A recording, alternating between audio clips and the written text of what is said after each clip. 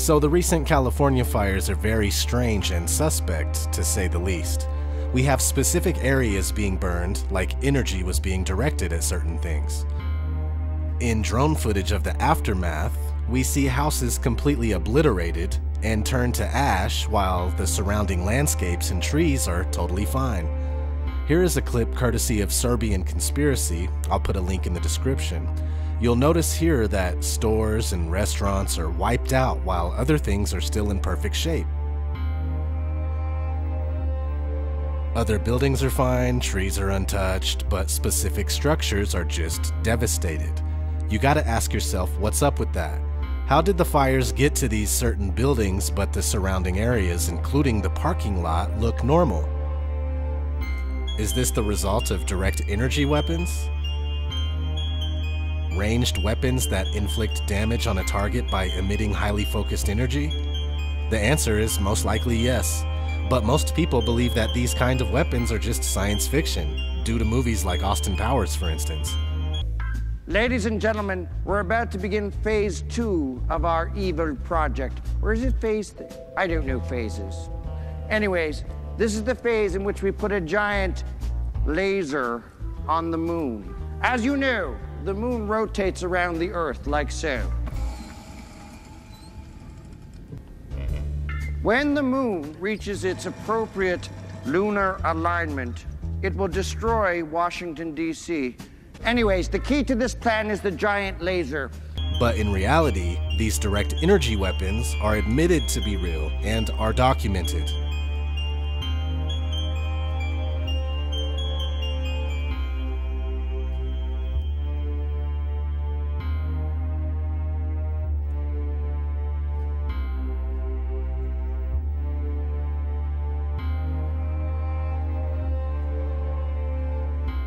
Scientists have been working on this top-secret project since 1974.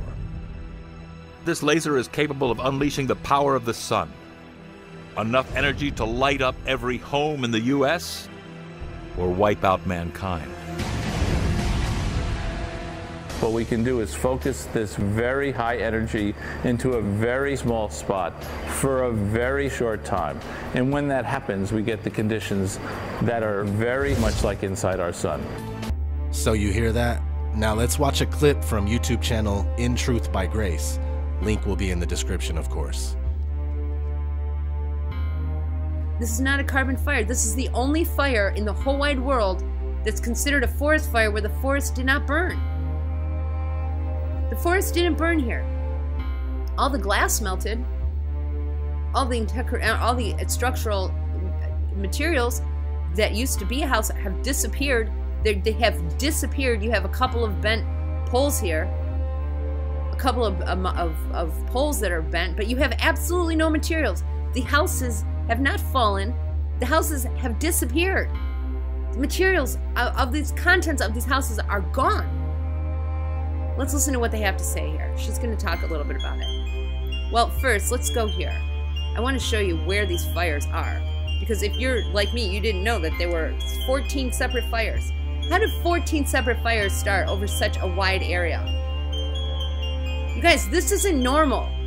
This is not how it works. These homes didn't fall. These homes didn't burn. These homes disappeared. There's nothing left. There's not even a toilet bowl or a bathtub.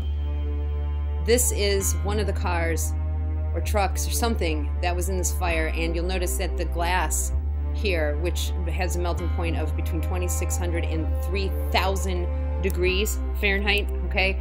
We're talking forge, foundry, furnace temperatures to melt this glass. Glass does not melt on its own, guys. Open air fires do not create this kind of complete combustion of the materials, all right? How did they create a laser with such devastating force? By assembling an array of 192 lasers and aiming them at a single hydrogen pellet the size of a BB. These 192 lasers are linked together by a twisting jungle of tubes that snake through this mammoth 10-story structure, which is the length of 3 football fields. The plan is to fire all 192 laser beams at once. Each beam starts out low-powered, about the size of what's inside your DVD player. But as they pass through the complex maze of tubes, they merge into one superbeam. This superbeam fires 500 terawatts of power in 2 billionths of a second, roughly 500 times the entire peak power output of the United States. When that light strikes the hydrogen pellet, it cooks it to over 800 million degrees. The fact is, we are dealing with microwave weapon technology.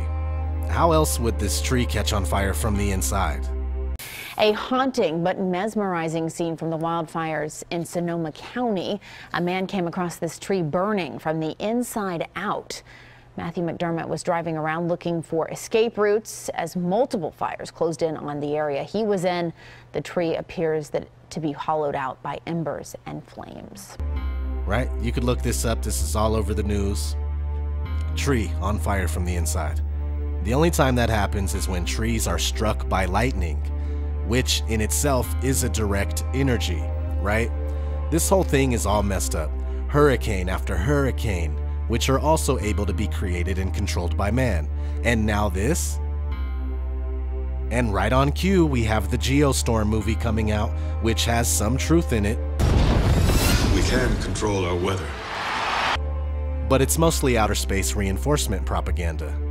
The Senate committee will now hear from Jacob Lawson, Climate ISS Chief Coordinator. May the record reflect that he was nearly 1 hour late. Yeah, sorry about that. I literally had to fly in from outer space.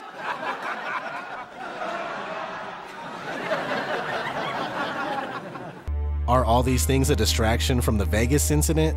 Probably. These days, everything seems to be a distraction from something else.